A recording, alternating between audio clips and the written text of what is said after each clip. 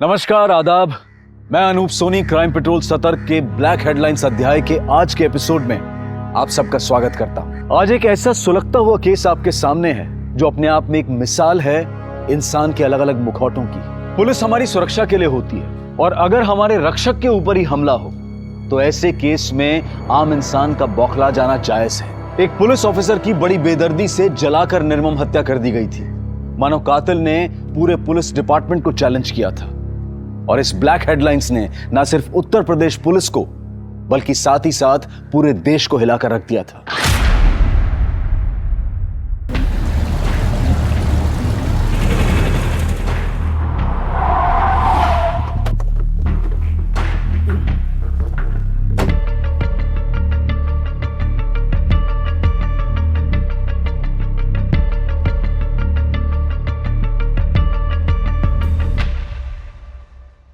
Sir, ये रही वो फाइल। तुम आज रात हमारे घर डिनर कर रही हो। पर अंकल, हमें घर सेटअप करना है। परवर कुछ नहीं, आंटी का ऑर्डर है। यही है राजेश, जिनके बारे में मैंने तुमसे बात की थी। और राजेश, यह गुंजन, मेरी भतीजी, जिसे तुम्हें ट्रेन करना है। Good morning sir. Morning. He is one of the most talented officer.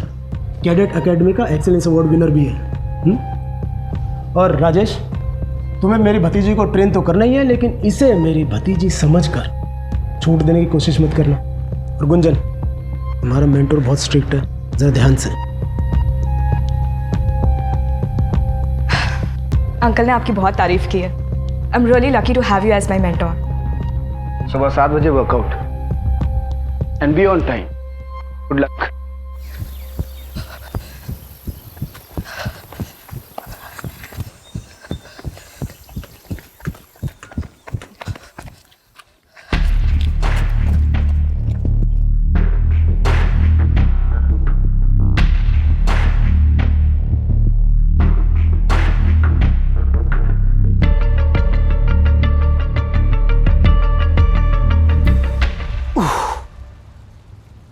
कितने राउंड्स?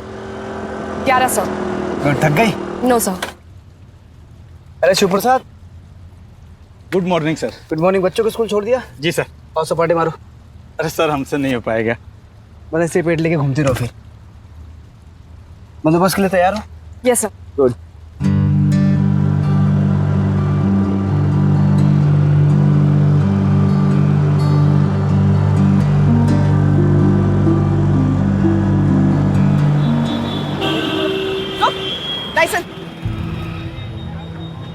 सर, पहले दिन नाकाबंदी मैडम से नहीं हो पाएगा। देखिए, हार मान जाएंगे। अगर आज ये हार मान गई तो आगे बड़ी ऑफिसर कैसे बनेगी? हेलो, रुको। लाइसेंस। हम लाइसेंस घर पे है, आप भी घर जाओ। क्यों अपनी धूप में त्वचा खराब कर रही हो? त्वचा काली पड़ जाएगी। औरत से बात करने की तमीज सीख ले, वरना तेरे चेहरे का रंग बिगाड़ दूंगा मैं। लाइसेंस दिखा। चल। विदाउट हेलमेट और फैंसी नंबर प्लेट और महिला पुलिसकर्मी से बदतमीजी से पेश आया, मेंशन करके फाइन मारो। Yes sir.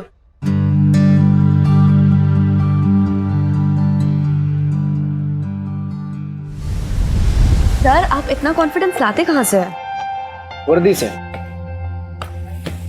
बचपन में जब मैं अपने लो ना, खाना लो। बचपन में जब अपने पिताजी के साथ मैं खेत पे जाता था ना, तो हमारे खेत के पहले ना पुलिस चौकी पड़ती थी। तो वहाँ पे पुलिस वालों को देख के ना उनके साथ बनने का जुनून सवार हो गया मुझे। और फाइनली जब वर्दी मिली तो कॉन्फिडेंस भी आ गया। वाओ, बधाइयों से यहाँ तक का सफर। आपके पापा तो आप पे बहुत गर्व करते होंगे।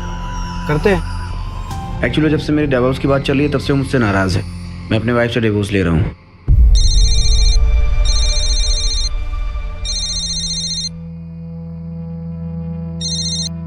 हाँ। कहाँ तक पहुँचे? कहाँ पहुँचे मतलब? तुमसे तो बात ही करनी बेकार है। सोनू का बर्थडे भी याद नहीं है ना आज तुमको? हेलो हेलो, सॉरी, कुछ अर्जेंसी है, मुझे निकलना पड़ेगा। Okay sir.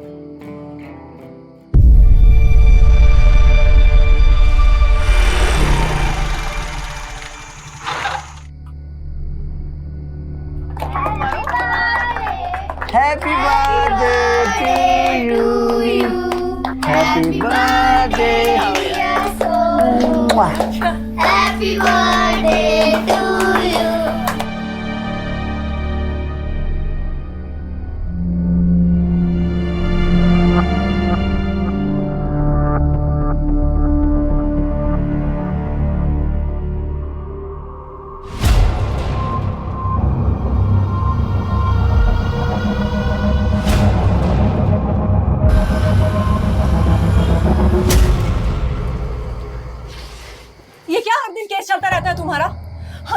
अच्छे से समझते हैं। बहुत थके हुए हैं। अरे थकते तो तुम पहले भी थे राजेश, पर कम से कम बच्चों को समय तो देते थे। आजकल बहुत ज्यादा बिजी रहते हैं, बहुत ज्यादा काम है, समझा? हाँ बहुत काम है तुमको। अरे पहले तो तुम घर आते थे हमारे हाथ का खाना खाने के लिए भाग भाग के, अब क्या हो गया है? यार हमको तुमसे बहस नहीं करनी, हमको नींद आ रही है, सुबह जल्दी उठना है, सो जाओ।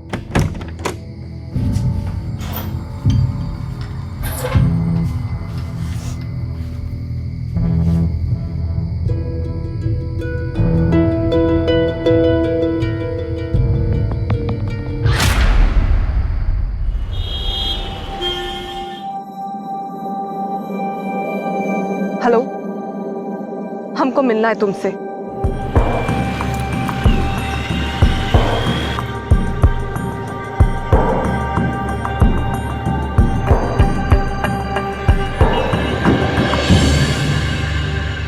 आपने जैसा कहा हम वैसा ही कर रहे हैं।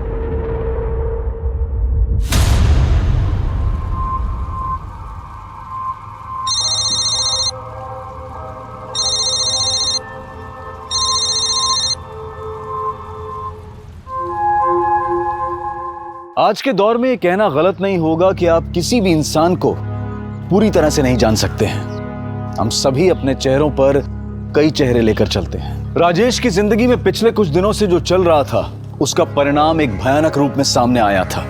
इतना तो तय था कि वारदात के बाद सामान्य रूप से चल रही कई जिंदगियों में भूचाल आने वाला था।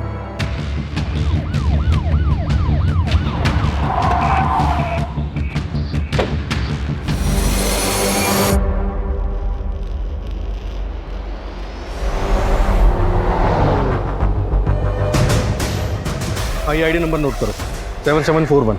इसकी इंफॉर्मेशन निकालो जल्दी।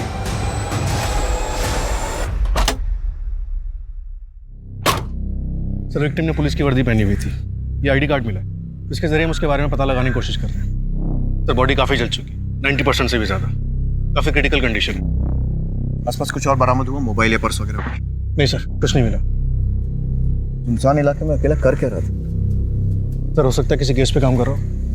अगर केस पे काम कर रहा होता तो लोकल पुलिस स्टेशन हमारी टीम को इन्फॉर्म करता। सड़क से इतना अंदर अकेले सुनसान इलाके में आने का रिस्क है। ऐसा करो, आसपास के 4-5 किलोमीटर के रेडियस में अच्छी तरह सर्च करो, कुछ ना कुछ जरूर मिलेगा। पुलिस वाले को जलाकर मारने की कोशिश हुई, मामला कुछ बड़ा ही हो।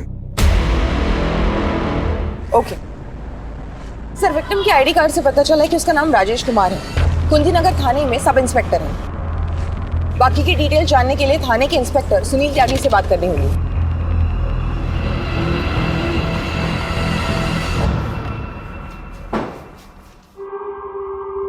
पेशेंट इज नो मोर। मरने से पहले उसने पेपर पर यह लिखा।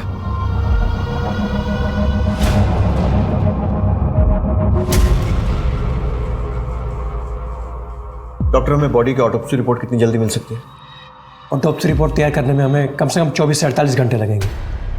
राजेश के साथ ऐसा होना हमारे लिए काफ़ी शॉकिंग है। राजेश उस इलाके में किसी केस की इंक्वायरी के लिए गया था? केस? राजेश तो काफ़ी वक्त से सस्पेंडेड था, उस पर तो डिपार्टमेंटल इंक्वायरी चल रही थी। इंक्वायरी? जी एक्चुअली हमारे एक ऑफिसर ने लक्की नाम के एक हिस्ट्री शीटर को गिरफ्तार किया था और उसके पास से 2 पिस्टल बरामद हुई थी। काफ़ी पूछताछ के बाद उसने कबूल किया कि वो पिस्टल उसे राजेश ने दिए थे। राजेश उस वक्त हमारे थाने का आर्म्स इंचार्ज था। ये लकी अभी भी आपकी कस्टडी में है? जी हाँ। अच्छा, ये आमला कौन है? राजेश की बीवी।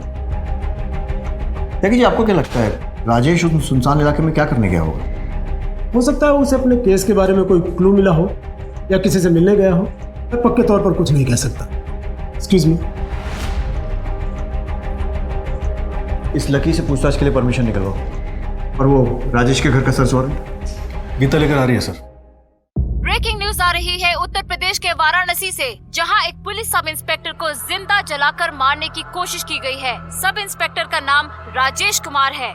हमारे संवाददाता हमारे साथ पल पल की रिपोर्ट शेयर कर रहे हैं। सर, हमें पता चला है कि सब इंस्पेक्टर राजेश कुमार को जिंदा जलाकर मारा गया है। पुलिस ने इस मामले में अब तक क्या कदम उठाए हैं? सर, क्या ये मामला पर्सनल दुश्मनी का है या इस मामले का लिंक किसी और बड़े मामले से है? देखिए, सब इंस्पेक्टर राजेश कुमार की हत्या हमारे डिपार्टमेंट पे भी शॉक, लेकिन मैं आपको एक चीज की गारंटी दे दूं कि हम मुजरिमों तक पहुंचने में कोई कसर नहीं छोड़ेंगे। प्लीज। राजेश की हत्या की वजह से मीडिया में बहुत बवाल है। हमारे अपने आदमी के साथ क्राइम हुआ है, इसलिए सबकी नजर इस पर। तो मुझे इस केस में जल्द से जल्द प्रोग्रेस चाहिए। गीता, क्राइम लोकेशन पर एक टीम के साथ जाओ, फिर से अच्छी तरह पूरी सर्च करो। सर। दुबे, राजेश की बीवी अमला से मिलो, उससे पूछताछ करो और उसके घर की तलाशी लो। Right sir. और हाँ, जब तक ये केस सॉल्व नहीं हो जाता है कोई ब्रेक नहीं लेगा। Is that clear? सर।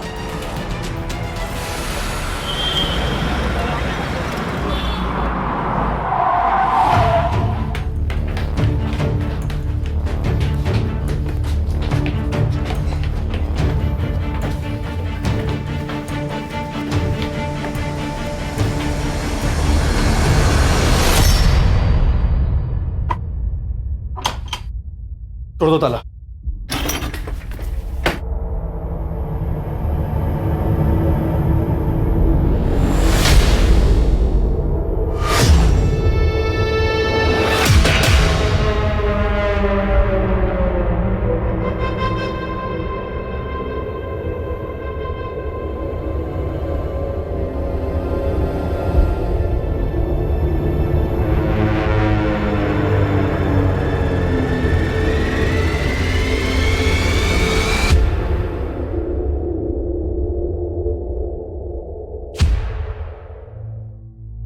ये राजेश की बीवी आमला कहाँ है? सर कहाँ है ये तो पता नहीं, लेकिन 6-7 दिन हुए यहाँ से गए हुए। बच्चों के साथ निकलते हुए देखा था। और हाँ सर, हाथ में सूटकेस भी था। बहुत गुस्से में थी।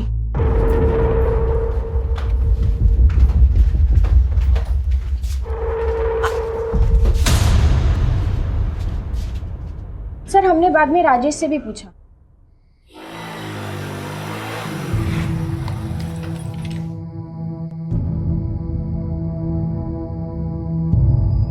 राजेश, आमला कहाँ गई है? वो हमारे गांव गई है, बदायूं। अचानक से? बताया नहीं उसने। सब ठीक तो है ना आप दोनों के बीच? हाँ सब ठीक है। वो अचानक उसका जाने का प्लान बन गया ना, तो इसलिए शायद बताना भूल गई होगी। हमें थोड़ा अजीब तो लगा था, क्योंकि सर इससे पहले आमला कभी बदायूं नहीं गई। और वैसे भी सर, पति पत्नी में अगर झगड़ा होता है तो पत्नी मायके जाती है, ना कि ससुराल। उनके बीच झगड़े किस बात पे होते थे? झगड़े होते तो थे, लेकिन किस बात पर होते थे वो हमें नहीं पता।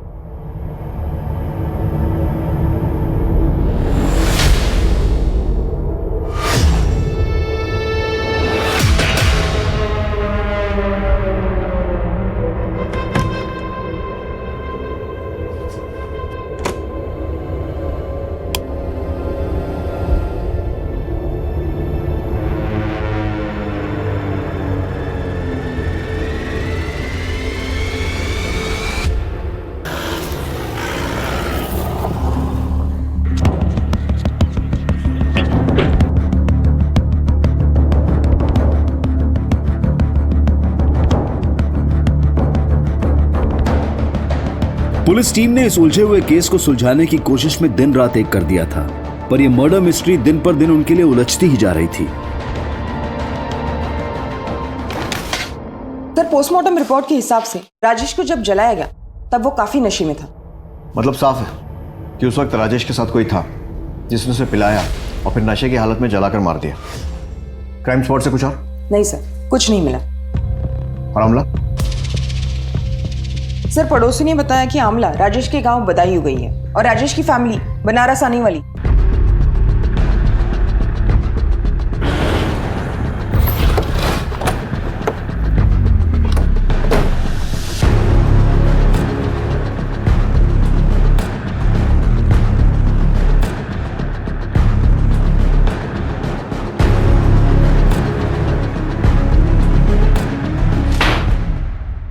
इंस्पेक्टर राजेश कुमार को मारने के लिए किसको भेजा? क्या बोल रहे हैं सर आप ये? देख सर, ये एक्टिंग कहीं और जाकर दिखाना। तेरी पूरी हिस्ट्री है हमारे पास, तो सीधे सीधे बता कि तेरे किस आदमी ने राजेश को मारा है। सर वो सब हमें कुछ नहीं पता है। हमें बस इतना पता है कि राजेश ने हमें 2 गन दिए थे, और वो सब मैं पहले ही बता चुका हूँ। सोचने का मौका दे रहा हूं। सच सच बता दे, नहीं तो अपने तरीके से उगलवा लेंगे। दुबे, अपने सोर्सेस को इसके लोगों की कुंडली निकालने में लगा दो। Right sir.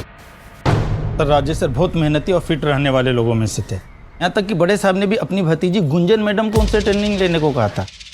वो हमारे बेस्ट ऑफिसर थे सर, पर जब से ये इंक्वायरी चल रहा था वो बहुत ज़्यादा परेशान रहने लगे थे, काफ़ी ड्रिंक भी करने लगे थे। किसके कहने पे हमारा नाम खराब करने की कोशिश की तूने? किसके कहने पे हमारा नाम खराब करने की कोशिश की तूने? बोल बेटा, एक बात कान खोल के सुन ले, सच का पता तो हम लगा के रहेंगे। तेरे लिए अच्छा होगा कि तू अपने मुंह से बता दे मुझे। बता किसके कहने पे किया? बोल राजेश, बोल राजेश, बोल राजेश। मुझसे बात नहीं कर सकते, ये मत भूलो कि तुम सस्पेंडेड हो। और ये क्या शराब पीकर आए हो थाने में? सबके सब मिले हुए, सबके सब मिले हुए, लेकिन एक बात कान खोल के सुन लीजिए आप लोग, उनसे हमारी वर्दी कोई नहीं छीन सकता।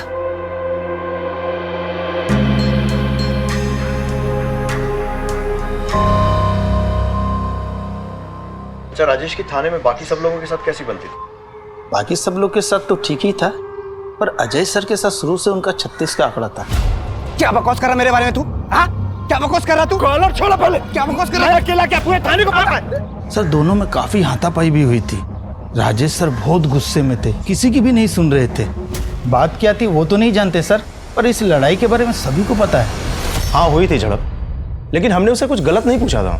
मतलब? थाने में सबको खबर थी कि राजेश सुनील सर के भतीजे गुंजन के साथ कुछ ज्यादा ही समय बिता रहा है। हमने बस वही पूछा था उससे। राजेश और उसकी पत्नी के बीच में झगड़े चल ही रहे थे। एक झगड़े के गवाह तो हम खुद हैं। अरे पहले तो तुम घर आते थे हमारे हाथ का खाना खाने के लिए भाग भाग के, अब क्या हो गया है? और इतना ही नहीं, हमारे कांस्टेबल ने राजेश को सुबह सुबह गुंजन के घर से निकलते हुए भी देखा था। ठीक, ये तो है राजेश की कहानी। अब अपनी कहानी सुना। राजेश से दुश्मनी की वजह? सर कोई जाति दुश्मनी नहीं थी। एक वर्क प्लेस में दो कॉम्पिटिटर्स के बीच में जैसा होता है, सिर्फ उतना ही। कॉम्पिटिटर्स?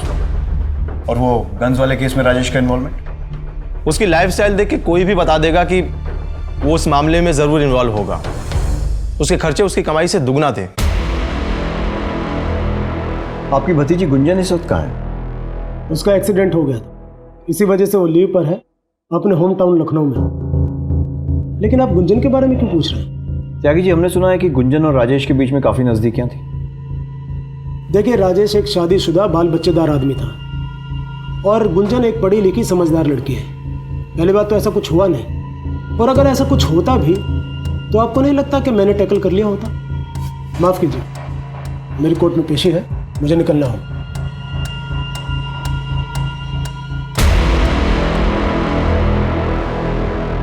जैसे जैसे इन्वेस्टिगेशन आगे बढ़ रही थी, नए नए खुलासे हो रहे थे। एक पुलिस ऑफिसर की जिंदगी में वर्दी और ओहदे के अलावा कई केसेस की उलझनें भी होती हैं, और कई बार उन उलझनों का असर जाती जिंदगी पर पड़ता है, और कई बार जाती जिंदगी का असर काम पर। राजेश मर्डर केस की अब तक की तहकीकात में दोनों ही पहलू बहुत उलझे हुए मिल रहे थे, और ये केस अब बहुत बड़ा हो गया था। राजेश की पत्नी नहीं है आपके साथ? सर, सुनने में तो आया था कि वो आजकल यही बनारस में। बनारस में? लेकिन हमें तो पता चला है कि वो पिछले हफ्ते बदायूं चली गई थी। ये क्या बात कर रहे हैं सर? 6 महीने हो गए जब से डिवोर्स की बात चल रही है। वो बोला यहाँ बदायूं क्या करने आएगी साहब? 6 महीने? लेकिन 1 महीने पहले तो राजेश ने अपने बेटे का बर्थडे सेलिब्रेट किया था। सर, राजेश का कोई बेटा नहीं, उसकी एक बेटी है। यही है ना राजेश का परिवार? नहीं साहब, ये राजेश का परिवार नहीं है।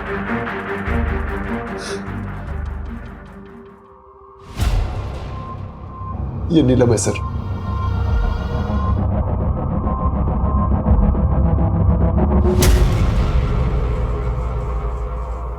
तो क्या नीलम दूसरी औरत के बारे में सही कह रही थी?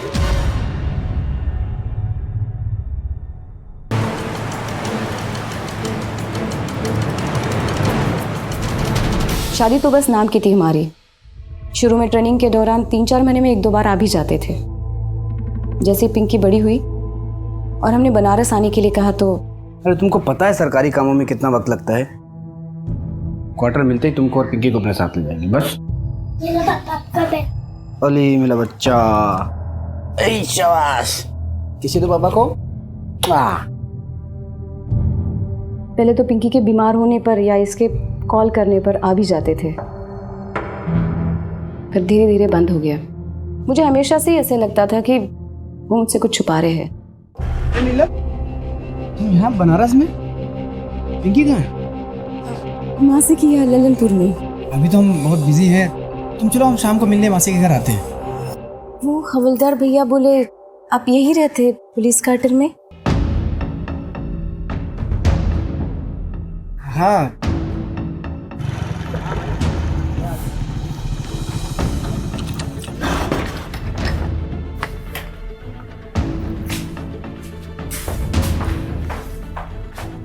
आपने बताया नहीं कि आपको पुलिस क्वार्टर मिला है? हम तो पिंकी की स्कूल शुरू होने से पहले ही शिफ्ट हो जाते यहाँ। अरे हम बताने वाले थे, भूल गए। अरे ज्यादा टाइम नहीं हुआ क्वार्टर मिले हो।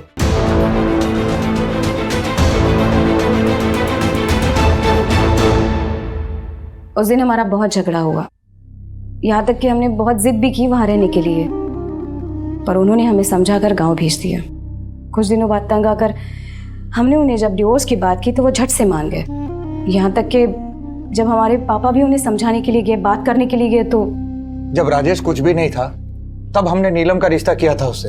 आज जब राजेश की सरकारी नौकरी लग गई है तो हमारी बेटी को छोड़ देने की बात कर रहा है। वो बेटा रहना नहीं चाहता उसके साथ, तो कैसे जबरदस्ती करे? समझिए, आप समझिए ना उसे। मेरी बेटी नीलम का क्या होगा, पिंकी का क्या होगा? यूं सबको मजदार में छोड़ देना कहाँ की समझदारी है भला? अब राजेश से आखिरी बार कब मिली थी? बनारस आने के बाद हम उन्हें कभी नहीं मिले। कभी भी नहीं? पिंकी की पढ़ाई और हमारी नौकरी में इतना समय निकल जाता है कि हमें फुर्सत मिलती ही नहीं, और हम अब पीछे मुड़कर नहीं देखना चाहते। सर, नीलम को देख के ऐसा बिल्कुल भी नहीं लगा कि उस पर राजेश की मौत का कोई असर हुआ है। क्योंकि राजेश और नीलम का डाइवोर्स भी नहीं हुआ। ऐसे में राजेश की मौत का डायरेक्ट फायदा नीलम को ही होगा। तो क्या सर, अब नीलम भी हमारी सस्पेक्ट लिस्ट में? बिल्कुल, नीलम के कॉल रिकॉर्ड निकलवाओ और साथ ही साथ ये भी पता लगाओ कि राजेश ने मरते समय आमला का नाम ही क्यों लिखा था।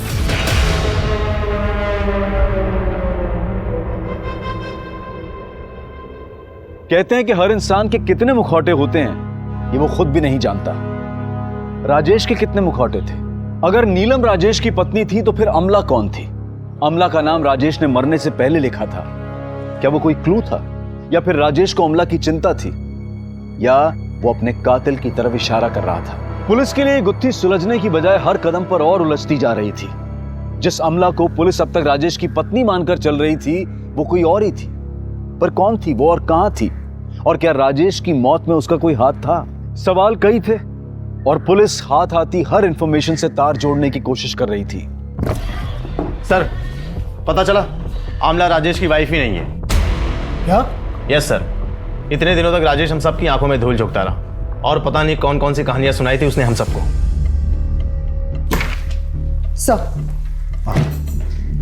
सर, हर सीसीटीवी फुटेज चेक किया लेकिन राजेश का कहीं पर भी कोई फुटेज नहीं मिला। जिस भी व्हीकल पर डाउट होता है सर्च करो। राजेश किसी ना किसी जरिए से किसी साधन से वहां पहुंचाओ। आसपास वालों से भी पूछताछ जारी रखो। और सर, एक खबरी से ये भी पता चला है कि लक्की के घर कुंती नगर थाने से कोई पैसे भेजता था। गीता, तुम लकी के घर जाओ। सर, हमने आमला और उसके बच्चों के बारे में पूछताछ की। आमला के बच्चे जिस स्कूल में पढ़ते हैं वहाँ पे पिता की जगह राजेश का नाम नहीं, किसी संजय गोयल का नाम है। इस संजय गोयल के बारे में भी पता किया, ये किसी बैंक में काम करता है। उसे थाने तुरंत बुलाया है।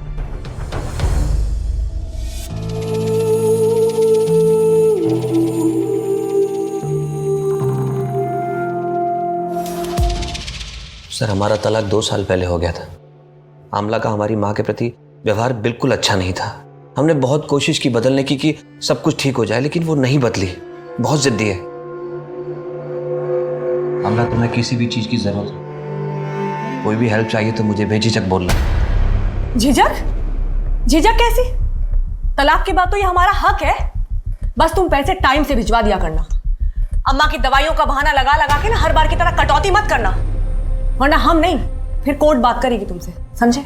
हम अक्सर आमला से और अपने बच्चों से मिलने उसके घर जाते थे, और एक दिन मम्मी कहाँ है तुम्हारी? मम्मी अंदर है। अच्छा, क्या मजा नहीं आ रहा? मैं भी तो सुनूं। नजदीक बताता हूँ। ऐसे नहीं आती नजदीक। बहुत दिनों से कुछ गिफ्ट नहीं लेकर आए। क्या कहा तुमने? शादीशुदा है और एक बच्चा भी है। तुम इससे मिली कहाँ?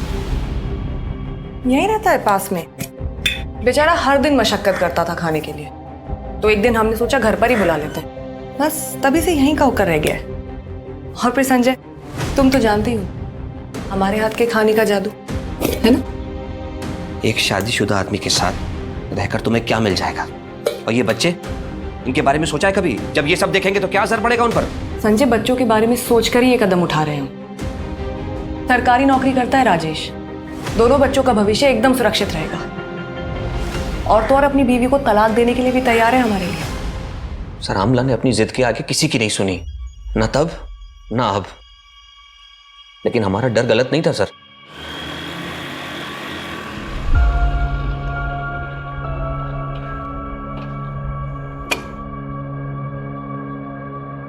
क्या हुआ आमला? मुझे क्यों बुलाया? उसको अब हमें इंटरेस्ट नहीं रहा है।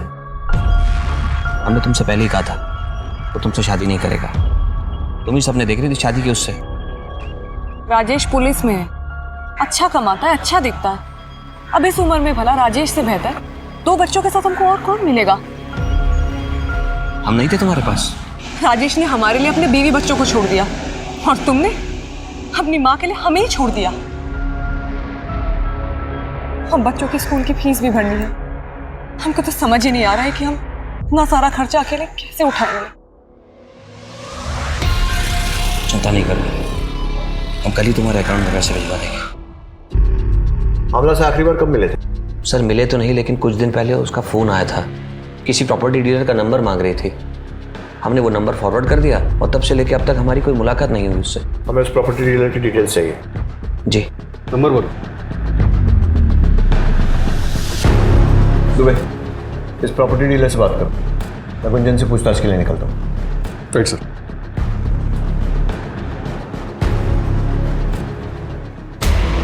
बहुत गूंज सुन रहे हैं आपके नाम की गुंजन जी।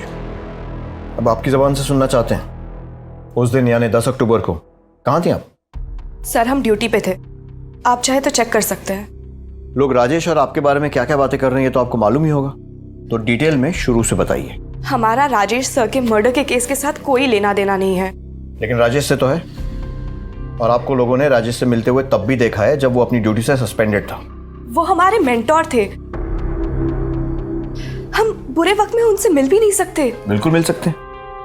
फिर तो राजेश के मरने के बाद हॉस्पिटल आकर उसको देखना और हमसे बात करने का समय भी निकाल सकते हैं। देखिए सर, हम राजेश सर को बहुत मानते थे, वो हमें ट्रेन कर रहे थे और हम इमोशनली भी काफी कनेक्टेड थे। और जब हमारा एक्सीडेंट हुआ तब अंकल ने बोला कि मैंने भैया को फ़ोन कर दिया है, वो बस पहुंचने ही वाले होंगे, तुम उनके साथ घर चले जाओ, तुम्हें अच्छा लगेगा। क्या राजेश की मौत का उसके केस से कोई लेना देना हो सकता है? राजेश सर हमेशा कहा करते थे कि उन्हें कोई फंसा रहा है, पर अंकल का कहना था कि राजेश सर अच्छे इंसान नहीं है। मैंने समझाया था ना तुम्हें, राजेश अच्छा इंसान नहीं है, मत पड़ो उसके चक्कर में। देखा क्या सच्चाई है उसकी। अब जैसा मैं कहूँ वैसा करो। तुम्हारे और राजेश के बीच में जो कुछ था उसे भूल जाओ, खामा बदनामी होगी। कुछ दिन बाद मैं तुम्हारा ट्रांसफर किसी दूसरी जगह कर दूंगा, तुम वहां से अपनी जिंदगी की नई शुरुआत करना। अब तो ऐसी हालत हो गई है कि किसी पे भी भरोसा करने की हिम्मत नहीं होती।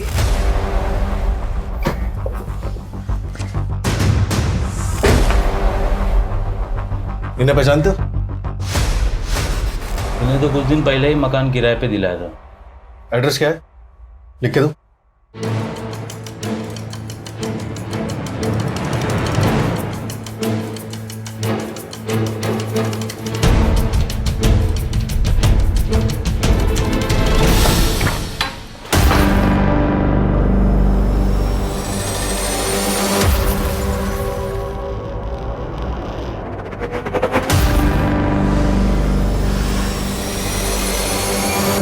फॉरेंसिक को बुलाओ जल्दी।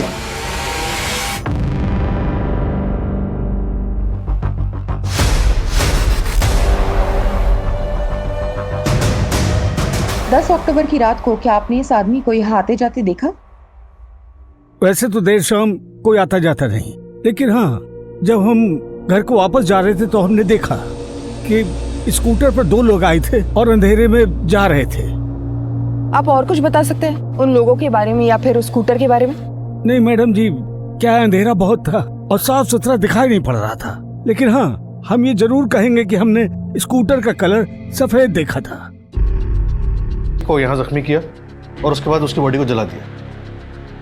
पोस्टमार्टम में किसी भी जख्म का जिक्र नहीं है, लेकिन एक क्राइम सीन देखकर लगता है कि अकेले आमला का काम तो नहीं हो सकता। जरूर कोई ना कोई था जो उसकी मदद कर रहा था।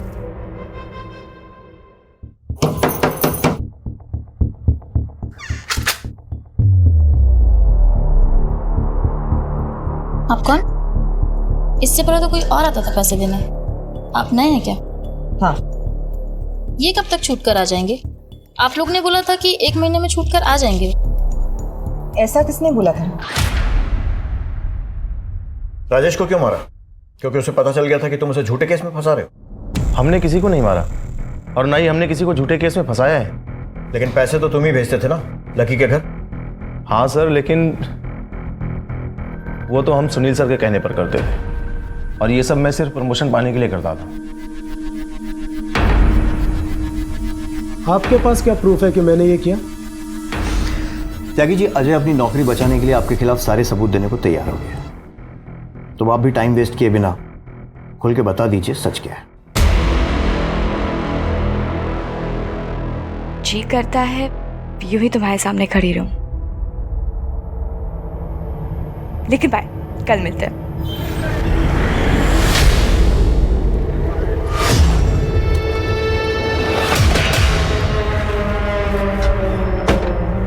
तुम्हें उसे जो सिखाना था तुमने सिखा दिया। तुमसे पहले भी कह चुका हूं कि उससे दूर रहो, वरना ऐसी जगह ट्रांसफर करूंगा ना कि बिजली पानी को तरस जाओगे। आप मेरा ट्रांसफर तो करा देंगे सर, और गुंजन को कैसे रोक पाएंगे मेरे साथ आने से? जब राजेश फिर भी नहीं माना तो हमने एक तीर से 2 शिकार करने के बारे में सोचा। हमने उसे एक ऐसे केस में फंसाया जिससे हम ही उसे निकाल सकते थे। वो जब भी हमारे पास गिड़गिड़ाते हुआ आता तो हम उसके सामने एक ही शर्त रखते, गुंजन से दूर जाने की शर्त। जब इतना फुल प्रूफ प्लान था तो ऐसा क्या हुआ कि आपने अगला कदम उसे मारने का उठा लिया? हमारा प्लान सक्सेसफुल होता उससे पहले ही किसी ने उसे मार दिया। अपने ही डिपार्टमेंट में और अपने पुलिस स्टेशन के इतने काबिल अफसर के साथ खेल खेलते हुए आपको शर्म नहीं आई? सर, अगर ये काम अमला ने किसी के साथ मिलके किया है तो उसका साथ देने वाला कहीं इंस्पेक्टर सुनील या फिर संजय तो नहीं? क्योंकि संजय हमेशा अमला की मदद करने के लिए तैयार रहता। हमें यहाँ तक पहुँचाने वाला भी संजय ही है। इंस्पेक्टर सुनील सिस्टम से वाकिफ है, वो खुद इस चक्रव्यूह में नहीं फंसेगा। जरूर उसका कोई ना कोई प्यादा होगा जो आमला की मदद कर रहा होगा। सर, मुझे तो कभी कभी लगता है इन सारी औरतों से तंग आके राजेश ने खुद अपना मर्डर प्लान करवाया और खुद आमला को मार के कहीं फरार हो गया। आमला को हर समय पैसों की जरूरत रहती थी। जरा इंस्पेक्टर सुनील और आमला दोनों के बैंक स्टेटमेंट चेक करवाओ। Okay sir. आमला अगर हाथ लग गई तो सच्चाई भी हाथ लग जाएगी। वो सफेद स्कूटर या उन दोनों लोगों के बारे में कुछ पता चला? सर, क्राइम स्पॉट पर जाने वाले सभी रास्ते और आसपास के सभी एरिया के सीसीटीवी फुटेज एक टीम चेक कर रही है। We are checking every possible way. Team से कहो कि कमर कस के तैयार हो जाए। ये कहानी अब क्लाइमैक्स तक पहुंचने वाली है।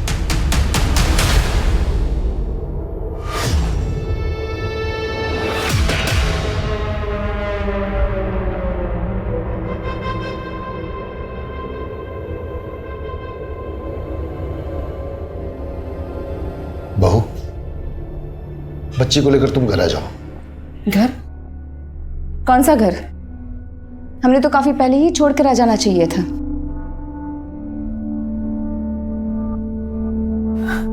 ऐसा ना कहो बहू, ये बच्ची राजेश की आखिरी निशानी है। आखिरी निशानी? इस बच्ची को लेकर इस शहर में जब हम अकेले उसकी जिम्मेदारी उठा रहे थे तब कहा था आपका प्यार। लोग नौकरी देने के लिए जिस्म का सौदा करने की मांग कर रहे थे। एक अकेली औरत का इज्जत से रहना कितना मुश्किल होता है आप नहीं जानते। बेहतर है कि आप यहां से चले जाइए। पुलिस ने अपनी तहकीकात में कोई कसर नहीं छोड़ी थी। आए दिन कुछ नए खुलासे हो रहे थे। कभी ऐसा लगता था कि राजेश की हत्या में कोई प्रोफेशनल एंगल है और कभी ऐसा लगता था कि पर्सनल। केस घूमते घूमते एक चक्रव्यूह का रूप ले चुका था और ऐसे में पुलिस को एक और झटका मिला और इस चक्रव्यूह की गति को दुगना कर गया।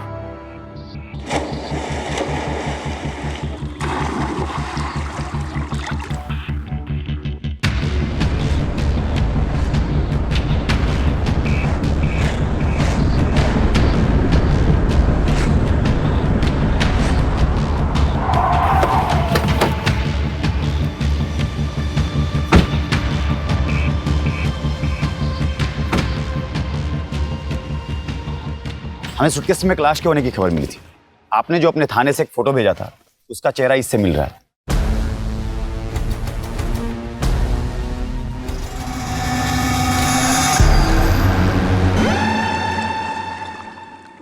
दुबे, इस केस ने तो सीधा यू टर्न ले लिया।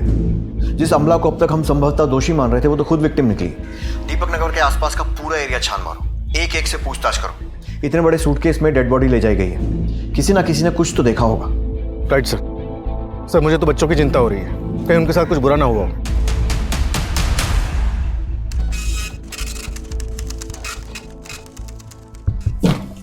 सर हमने आमना, नीलम और राजेश तीनों के पिछले कई हफ्तों के फोन लोकेशन मैच किए। सरप्राइजिंगली तीनों की लोकेशन कई बार एक ही जगह दिखा रहा है। दुबे, अब तक की कहानी हमें जिस दिशा में ले जा रही है, इन तीनों का इंटेंशनली एक साथ होना तो इम्पॉसिबल ही है। जरूर नीलम ही आमला और राजेश का पीछा करती थी।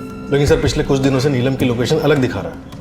हो सकता है उसने अपना फोन बदल लिया हो या फिर ये सब मर्डर के पहले की तैयारी हो। सर डीएनए रिपोर्ट के मुताबिक घर में आमला के ब्लड के अलावा राजेश का ब्लड भी था। दोनों का? लेकिन फिर कातिल ने इतनी अलग अलग तरीके से दोनों को ठिकाने क्यों लगाया? सर दोनों को मारने का मोटिव गुंजन और नीलम के पास ही हो सकता है। गुंजन को आमला के बारे में पता चल गया हो और उसने दोनों को मार दिया। तो फिर आमला के बच्चे कहाँ हैं? ये भी हो सकता है कि संजय ने बच्चों को पाने के लिए आमला को मारा और जब बीच बचाव के लिए राजेश आया तो उसे भी मारना पड़ा। लेकिन सर उस प्रॉपर्टी डीलर का एड्रेस हमें संजय नहीं दिया था। सर मिले तो नहीं, लेकिन कुछ दिन पहले उसका फ़ोन आया था, किसी प्रॉपर्टी डीलर का नंबर मांग रही थी। You're right, हम अपने मदद करने वालों पर शक नहीं करते, लेकिन हो सकता है मदद इस बार किसी इरादे से की गई। इस केस में हम किसी को भी रडार से बाहर नहीं जाने दे सकते। साहब इसमें हमारी कोई गलती नहीं है। जितना पूछा है उतना बता। हमें पता चला है कि सूटकेस तेरे सामने फेंका गया था। हाँ पर वो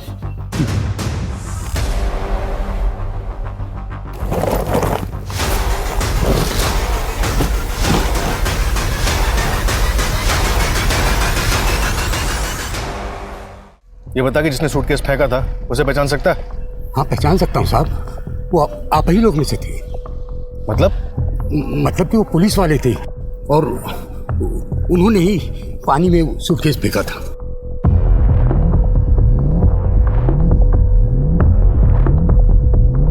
ये था? नहीं। ये? नहीं, ये भी नहीं। ये? यही था साहब, यही था। क्या हुआ साहब? ये नया सूटकेस पानी में कहाँ फेंक दिए?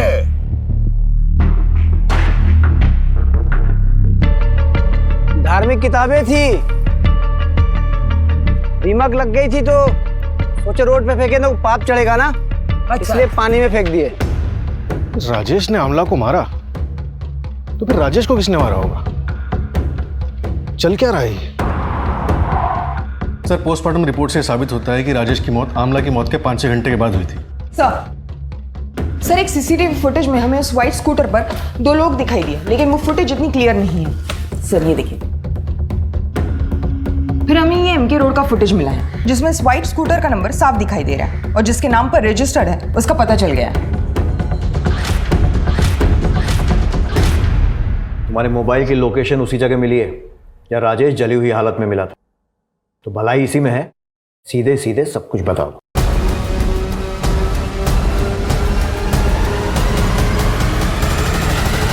तुम्हें कैसे पता था कि राजेश उस रात वहीं मिलेगा? हम बहुत दिन से उसका पीछा कर रहे थे सर, और उस दिन तुमने अगर हमसे शादी नहीं की ना तो हम जाके सबको सच्चाई बता देंगे। अरे केस तो तुम्हारे ऊपर पहले ही चल रहा है और तुम्हारी नौकरी भी 100% जाएगी। जान से मारेगी। फिर थोड़ी देर बाद राजेश दोनों बच्चों को घर से लेके बाहर गया। हम उसका पीछा किए तो देखें बच्चों को वो कुमार नगर में अपने दोस्त के घर पे छोड़ा और वापस आते हुए उसकी कार में एक सूटकेस लेके आया। लगभग 1-1.5 घंटे के बाद वो वही सूटकेस लेके दोबारा घर से बाहर गया।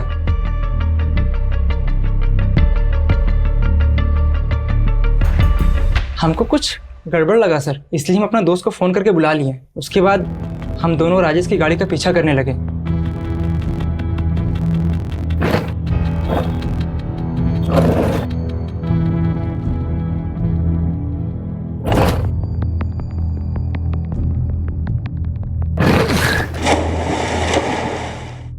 वो किसी का नहीं था सर। वो अपने फायदे के लिए किसी को भी छोड़ सकता था, किसी को भी मार सकता था। मेरी दीदी को भी इसने बहुत परेशान किया था सर। वो जब भी घर वापस आती थी ना सर, सिर्फ रोते हुए आती थी। हम उसको अपनी दीदी की जिंदगी बर्बाद करने का सजा दिए हैं सर।